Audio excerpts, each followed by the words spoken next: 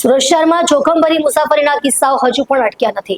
હાલમાં social media પર એક વિડીયો ખૂબ જ ઝડપથી વાયરલ થઈ રહ્યો છે, જેમાં મુસાફરો ટ્રેનના દરવાજા પાસે લટકીને તથા ટ્રેનની છત પર બેઠા હોવાનું જોવા મળી રહ્યું છે.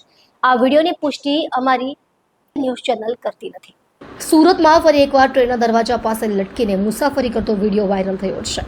પ્રાપ્ત માહિતી અનુસાર આ વિડીયો સુરતના સચિન રેલવે સ્ટેશન નજીકનો હોવાનું અનુમાન છે. વિડીયોમાં સ્પષ્ટ જોવા મળે છે કે મુસાફરો સુરક્ષા નિયમોનો ભંગ કરી જીવન જોખમમાં મૂકી મુસાફરી કરે છે. હાલમાં સુરતમાં આ વિડીયોને લઈને અનેક ચર્ચાઓ થઈ રહી છે. સોશિયલ મીડિયા પર લોકોમાં ભારે ચર્ચા જોવા મળી રહી છે અને રેલવે વિભાગ તરફથી તાત્કાલિક પગલાં લેવાની માંગ ઉઠી છે.